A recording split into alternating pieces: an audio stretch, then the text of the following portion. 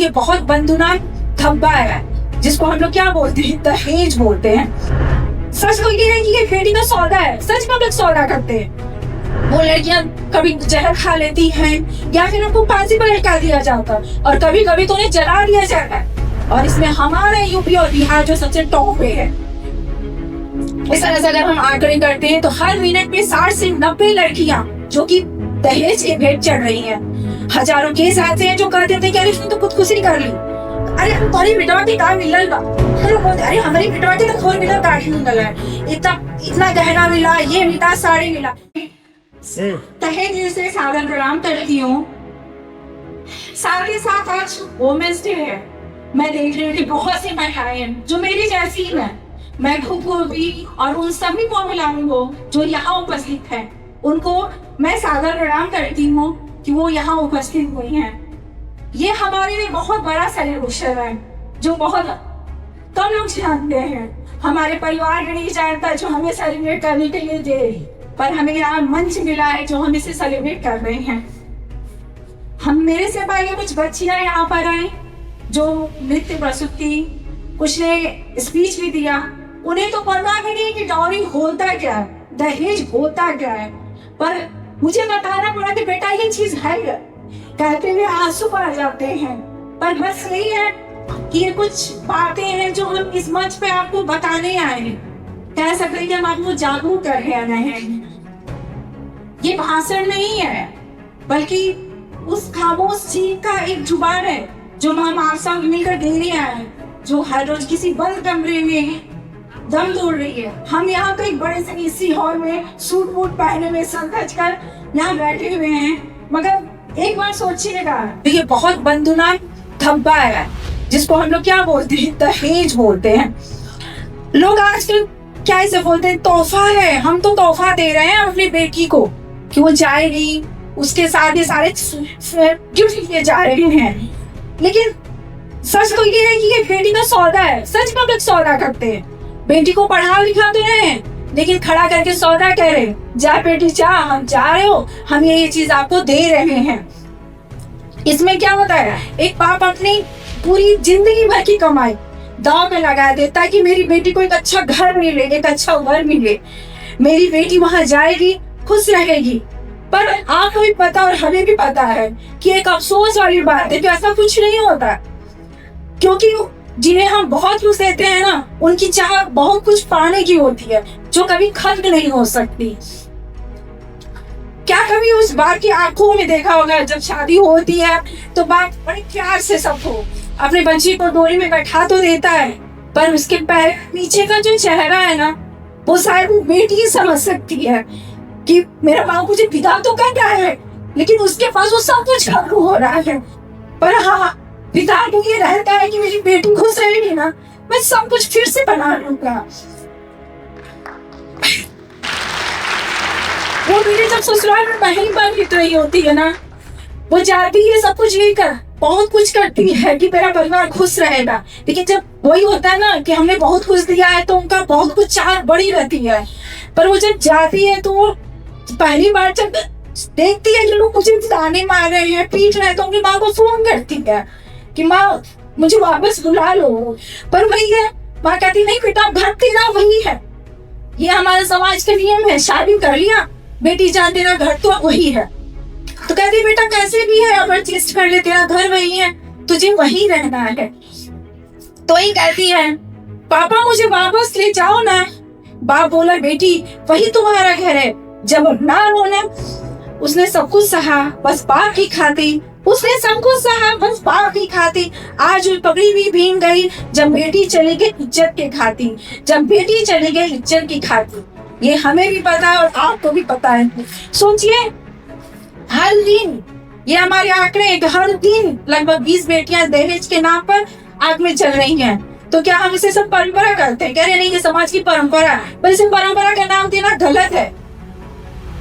वो लड़कियां कभी जहर खा लेती हैं या फिर उनको फांसी पर लटका दिया जाता, और कभी कभी तो उन्हें जला दिया जाता है। कह रहे नहीं वो तो खाना बनाते वक्त जल गए, पर सच्चाई कुछ और होगी है। ये सिर्फ बातें नहीं है। अगर आप कभी न्यूज देखोगे ना, क्या न्यूज़पेपर पढ़ो या फिर आप न्यूज़ देख रहे हो तो देखोगे हर दिन न्यूज़ में ये चीजें रहती हैं। और हमारा जो नेशनल क्राइम रिकॉर्ड्स ब्यूरो है उसके मुताबिक अगर हम इसकी गणना करें तो भारत में केवल हर साल 7,000 से ज्यादा लड़कियां जो कि केवल दहेज की वजह से घर में की जाती हैं। और इसमें हमारे यूपी और बिहार जो सबसे टॉप पे है। इस तरह से अगर हम आंकड़े करते हैं तो हर मिनट में 60 से 90 लड़कियां जो कि दहेज के भेंट चढ़ रही हैं। हजारों केस ऐसे हैं जो कहते थे कि अरे इसने तो खुदकुशी कर ली, पर जैसा मैंने पहले भी बोला कि ये तो जानते ही सच्चाई क्या है। और ससुराल का ये वो ना एक दिन का नहीं कई दिन का होता है कि वो बोलते हैं कहते हैं बेचारी। अब कहा ना कि माँ ने कहा कि अरे नहीं बेटा तेरा घर वही है, पिता ने कहा बेटा तेरा घर वही है, तो बस यही सब सुनकर मम्मी फिर माँ बाप की इज्जत के लिए वो मानसिक प्रताड़ना शारीरिक प्रताड़ना जो झेल नहीं पाती है और वो खुद को खत्म कर लेती है। फिर कहते हैं कि अभी समय जो हमारा प्रेजेंट काल चल रहा है, कहते हैं यार 21वीं सदी है, जो सबसे ज्यादा शिक्षित समाज है, बेटियों को हम बराबर की तरह लेते हैं कि बेटा है या बेटी दोनों बराबर। लेकिन आप ही जानते हो जिस घर में बेटियां हैं बेटों की भी चाह है कि नहीं बेटी है तो बेटा भी होना चाहिए। मैं ये नहीं कहती हूँ कि बेटी है तो बेटा नहीं होना चाहिए, पर आप समझो जितने दर्द से या जितने परिश्रम से हम बेटी को पालते हैं उतने ही परिश्रम से बेटे भी पालते हैं। तो वही इज्जत सम्मान हमें बेटियों को भी देना है। जब हम जाते हैं ना शादी में तो वो होता है ना कि हम समाज के खुद हिस्से हैं, कहीं ना कहीं समाज के खुद हिस्से हैं। जब हम जाते हैं ना तो अरे तोरी बेटवा के का मिलल बा, अरे तोरी बेटवा के का मिलल गाड़ी, तो लोग बोलते अरे हमारी बेटवा के तो 4 व्हीलर गाड़ी मिलल है, इतना गहना मिला, ये मिला, साड़ी मिला। तो वो जो लालच होती है ना वो सेकंड पर्सन के भी दिमाग में होती है कि उनके बेटे को मिला तो मेरे बेटे को भी मिलना चाहिए। तो कहीं ना कहीं हम उसमें हिस्सेदारी बन जाते हैं। वो जो गुनहगार है या जो ना करने वाले वो हम भी करते हैं, क्योंकि एक होता है ना समाज में कोई एक गलती नहीं करता, हम सब मिलकर उस गलती में सहभागी बन जाते हैं। कहीं ना कहीं हम लड़कों को क्या है कैसे है सब चीजों में हम क्या करते हैं ना अपनी सहभागिता बनाए रखते हैं कि नहीं हम देखें कि उनको क्या मिला है तो हमें भी मिलना चाहिए। तो ऐसे बोल देते हैं बच्ची पैदा हुई तो अक्सर हम लोग भी घर में बोलते हैं अरे बेटी और बेटा बड़े हो गए ना जाना तो आपको दूसरी के घर ही है। ये बचपन से सिखाया जाता है क्योंकि हमारे समाज की परंपरा है। लेकिन ये नहीं समझते कि वो चीज हम कह रहे हैं तो बेटी पे क्या गुजर रही है। दहेज सिर्फ पैसे की मांग नहीं है, वो उस बेटी की इज्जत आत्मसम्मान उसके परिवार की मेहनत है। आप सोचो ना कि हम इतना पढ़ कर जाते हैं पर वो पढ़ाई लिखाई धरी रह जाती है। क्यों? क्योंकि हम दहेज नहीं दिया, हमारे माँ बाप के पास पैसे नहीं कि और वो दे और हम वहाँ पे चैन से रहें। तो मेरा बस यही कहना है कि बेटी कोई सौदा नहीं है, बेटी कोई सौदा नहीं है, बेटी भगवान का उपहार है। दहेज मांगने वाले याद रखें इंसानियत की सबसे बड़ी संस्कार है। सरकार ने बहुत से कानून भी बनाए हैं, हेल्पलाइन नंबर भी बनाए हैं कि ऐसी कोई घटना होती है या कोई ऐसी चीजें होती हैं तो आप जागरूक रहे हमें फोन करें, जैसा कि हम लोग के पास भी है। पर होता है कहीं ना कहीं समाज क्योंकि हम एक दायरे में रहते हैं, हमारे माता पिता मेरा अनुभव कहते भाई बेटियां एक घर नहीं 2 घर में होती हैं। वो तो बहुत भाग्यशाली है कि एक साथ को 2 घर मिलता है। भगवान ने तो स्पेशल दिया है कि बेटा आपका एक घर नहीं 2 घर है। तो बस यही चीज है कि माँ बाप को भी समझना चाहिए कि एक बेटी गई है तो एक बेटी आई भी तो है।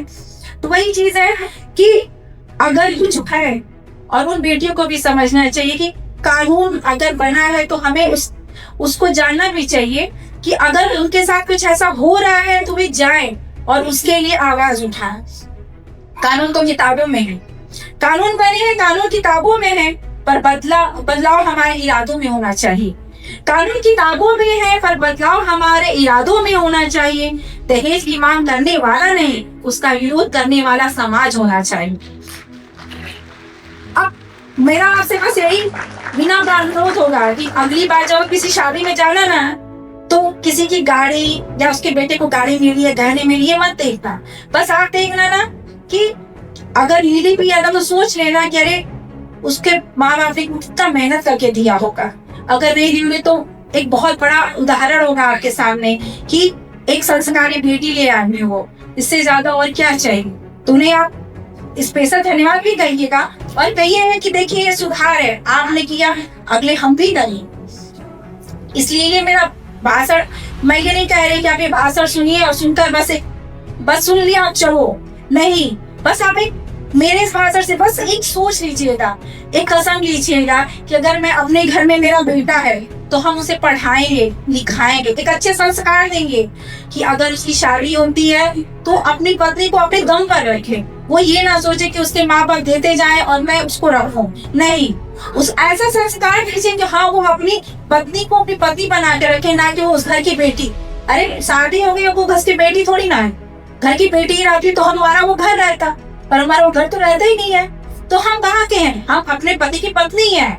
तो उस बेटे को चाहिए कि वो उस अपने संस्कार से उसे पत्नी बनाकर रखे, उसका हक चाहे उसकी जरूरत है वो खुद पूरा करे, ना कि वो अपेक्षा रहे कि नहीं उसके माँ बाप हाजिरी देते जाएंगे और हम करते जाएंगे। ऐसा नहीं होना चाहिए। बस इन्हीं बातों से कुछ लाइनें अंत में कहना चाहूंगी, मत मांगो दहेज, मत मांगो दहेज, ये किसी बेटी का सुहाग है, इसमें मिलने वाला पैसा नहीं वो आग है, कल तुम्हारी भी बेटी होगी, ये बात याद रखना, हर गुनाह का हिस्सा नहीं ऊपर आसमान में है। धन्यवाद। जय